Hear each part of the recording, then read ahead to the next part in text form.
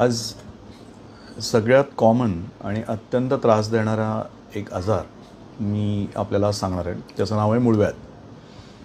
Common शब्द आपण जर वापरला तर त्याच्या कॉमन शब्दामध्ये काय असतं तर मूळव्याध हा शब्द वापरला जातो. आणि त्याला जोडून पण काही कन्सेप्ट येतात. तर त्या कन्सेप्टमध्ये मग फिशर किंवा फिश्युला असे डायग्नोसिस किंवा शब्द आपण वापरतो. सगळ्यात महत्त्वाची गोष्ट अशी आहे की कुठल्याही परिस्थितीत फिशर, मूळव्याध किंवा फिश्युला यातली कुठलीही गोष्ट दुर्लक्ष करून चालत नाही. बरेच वेळा मी आजकाल बरेच पेशंट बघतो, तर त्या पेशंटमध्ये पेशंट हे गेली 6 महिने मूळव्याध आहे, 1 वर्ष मूळव्याध आहे, 3 वर्ष मूळव्याध आहे. काही लोक तर मी 10 वर्ष मूळव्याध आहे असं ऐकलेलं आहे. मूळव्याध जर आपण वेळेत बरी नाही केली तर त्यातून आतड्याचा कॅन्सर निर्माण होऊ शकतो. त्यामुळं सगळ्यात सिरियसली मूळव्याध हा प्रकार घ्या. याच्याकडे अजिबात दुर्लक्ष करायचं नाही. मुळात काय होतं की तुम्हाला एक 2-3 प्रकार मी दाखवतो. त्याच्यामध्ये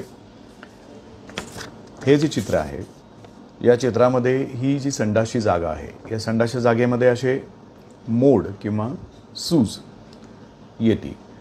ही रक्तवाहिन्यांच्या वरच्या आवरणाला येणारी सूज असते आणि असा मोड तयार होतो. तो असा असतो, मध्ये असतो किंवा शरीराच्या बाहेरच्या बाजूला पण असतो. ह्याला आपण मूळव्याध असं म्हणतो. तर लोक त्यालाच मूळव्याध हे 100% समजतात. पण असे बाहेर आलेले जे मोड असतात ते मोड खूप डेंजरस असतात. त्याला रोज संडास करताना जखम होऊ शकते, धक्का बसू शकतो, त्यातून रक्त पडू शकतं. तर हा मूळव्याधीचा प्रकार झाला. नंबर 2 जो प्रकार आहे तो हा जो प्रकार आहे, ह्याच्यामध्ये काय दिसतंय तर संडासच्या जागेला इथं नुसता असा एक चराक उमटलाय, ज्याला आपण जखम म्हणतो. जेव्हा संडासला खडा होतो तेव्हा तो खडा ह्या मूळव्याधीच्या किंवा संडासच्या शेवटच्या एरियामध्ये जखम निर्माण करून जातो.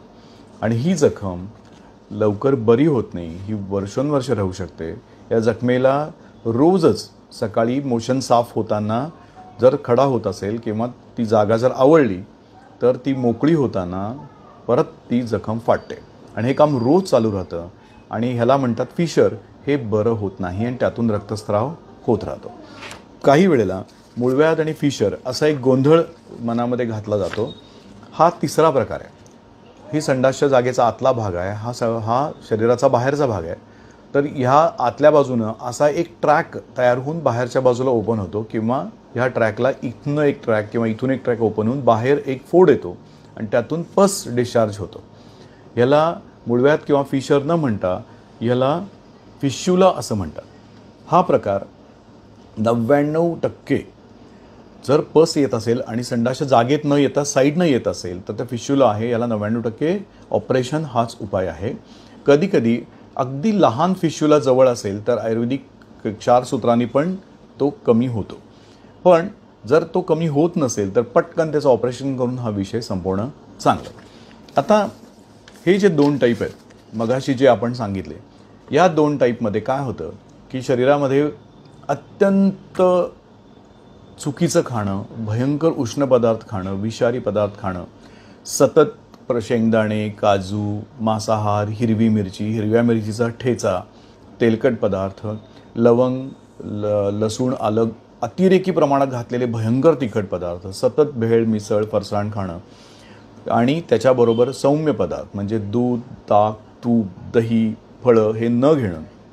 याच्यामुळे लिव्हरमध्ये जी उष्णता साठते ती उष्णता याच्या शरीराच्या या बाजूनं संपूर्ण आतल्या भिंतींना संपूर्ण सगळीकडे हीट आणि त्या रक्तवाहिन्यातनी ती साठून येते. आणि नंतर ह्या भिंतींना पहिला सूज येते. ही जागा लहान होती आणि लहान झाल्यामुळं नंतर त्या रक्तवाहिन्यांवर प्रेशर येऊन जे मोड खाली येतात त्याला मूळव्याध असं म्हणतात. आता काय होतं की हे थोडक्यात, आता हा वरचा जो आहे हा पहिल्या टप्प्यातला आहे, थोडक्यात असेल तर त्याला जरूर तुम्ही आयुर्वेदिक ट्रीटमेंट घ्या आणि कुठल्या शास्त्रातलं ट्रीटमेंट घ्या किंवा इंग्लिश ट्रीटमेंट घ्या. ते जर बरं होत असेल तर बरं होऊन जातं लगेच. पण याची मुदत जास्तीत जास्त 3 महिने आहे. आणि कुठल्याही डॉक्टरनी ही मूळव्याध आपण दाखवायला गेल्यानंतर त्यांना तपासणं खूप गरजेचं असतं. त्यांना आपण जर तपासलं नाही किंवा रुग्णांनी ते तपासू दिलं नाही तर डॉक्टरना ही मूळव्याध आहे का फिशर आहे का फिश्युला आहे ह्यातलं काहीही समजत नाही. त्यामुळं डायग्नोसिस चुकतो, निदान चुकतं आणि ट्रीटमेंटचा पॅटर्न पूर्णपणे चुकतो. दुसरी गोष्ट, 3 महिन्यापेक्षा जास्त आयुर्वेदिक किंवा इंग्लिश किंवा आणि कुठल्याही प्रकारची शास्त्रांनी जर दिलेली ट्रीटमेंट लागू पडत नसेल आणि पुन्हा पुन्हा मूळव्याध येत असेल तर ती ट्रीटमेंट परफेक्ट नाही आहे. आपण जाऊन चांगल्या सर्जनकडं जाऊन ह्याला फक्त एक साधं इंजेक्शन किंवा पाईल बँड बसवले जातात किंवा लेझर थेरपी केली जाते आणि त्यांना ते अगदी 10 ते 15 मिनिटाच्या छोट्या प्रोसिजरमध्ये ते कायमचं बरं होऊ शकतं. आता बऱ्याच रुग्णांचा हा क्वेश्चन असतो की सर आम्ही इंजेक्शन घेतलं पण ते परत परत होते.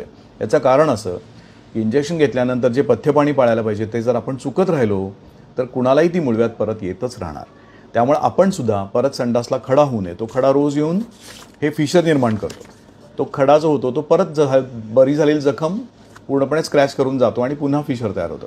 सगळ्यात उत्तम उपाय हा आहे की आपण रोज एक पातळ औषध डॉक्टरना विचारून घ्यावं की ज्याच्यामुळे आपल्याला खडा होणार नाही किंवा आपल्या खाण्यापिण्यात बदल असा करावा, फायबर डाएट वाढवावा किंवा फळं खावीत किंवा दूध तूप असं घ्यावं की ज्याच्यामुळं तो एरिया मऊ राहील, संडास मऊ राहील आणि तो त्रास आपल्याला देणार नाही. त्यामुळं 3 महिन्याच्या वर अंगावर काढू नये. मी स्वतः बघितलेले आहेत पेशंट की 3-6 महिने, 1 वर्ष, 3 वर्ष, 10 वर्ष सतत रक्तस्राव होणं हे अत्यंत डेंजरस थिंग आहे. आणि जर हा रक्तस्राव आपण होतोय आणि त्यात दुर्लक्ष केलं आणि कुठेतरी किरकोळ आयुर्वेदिक औषध किंवा साधी औषधं घेत राहिलो तर त्यातून कॅन्सर निर्माण होताना मी स्वतः बघितलेले आहेत. जे रुग्णाला माहीत नसतं आणि तो कॅन्सर इथं होत नाही तर तो वरच्या बाजूला कुठेतरी निर्माण होतो आणि मग पुढचे भयंकर हाल होतात. आतड्याचं ऑपरेशन करावं लागतं.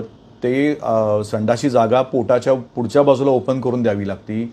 परत कधीही ती जागा जुळवता येत नाही. वर झालं तर जुळवता येते पण खाली झालं तर जुळवता येत नाही. आयुष्यभर प्लास्टिकच्या पिशवीत पोटाच्या पुढून संडास करावं लागतं. ही जर परिस्थिती तुम्हाला भोगायची नसेल तर कुठल्याही परिस्थितीत पटकन अलर्ट व्हा.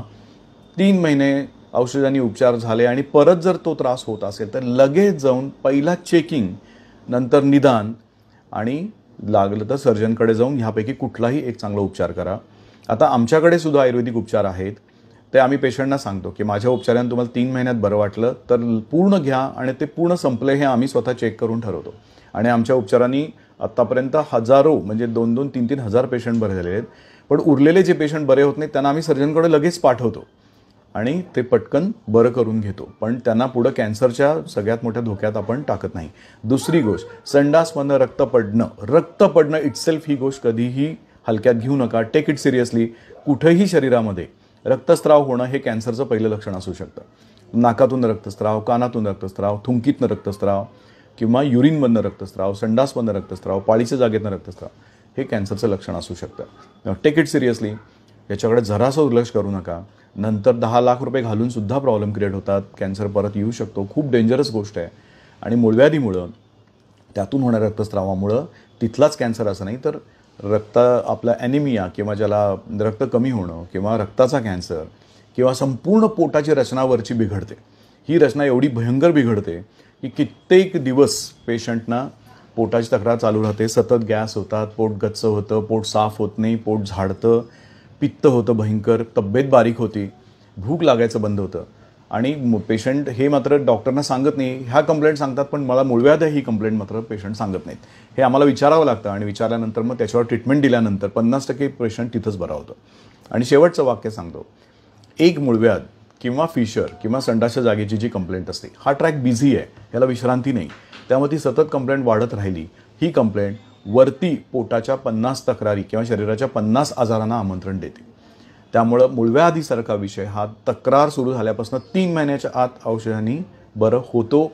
नाही झाला तर डॉक्टर सांगतात त्या सर्जनकडे जाऊन ऑपरेशन आता करायची गरज पडत नाही. साध्या इंजेक्शन किंवा लेझरनं 15 मिनिटात हा प्रॉब्लेम बरा होतो आणि तो कायमचा होऊ शकतो. आणि परत होऊ नये यासाठी तुमच्या डॉक्टरांना किंवा आमच्या क्लिनिकमध्ये तुम्ही कॉन्टॅक्ट करा. आम्ही रुग्णांना आहार, औषधांचा सल्ला देतो आणि हे पेशंट पूर्णपणे बरे होतात. आणि आधीच्या स्टेजमध्ये असेल तर आमच्या उत्कर्ष क्लिनिकमध्ये आम्ही संशोधनात्मक औषधं काढलेली आहेत. त्याचा अत्यंत चांगला उपाय होतो. पहिल्या दुसऱ्या स्टेजमधले सुद्धा मूळव्याध, फिशर हे पूर्णपणे आमच्या औषधाने बरे होतात. मी डॉक्टर संदीप देवल, MD आयुर्वेदिक, कॅन्सर रिसर्च सायंटिस्ट. माझा नंबर आहे 7038326106.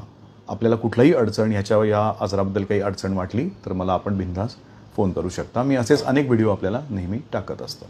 धन्यवाद.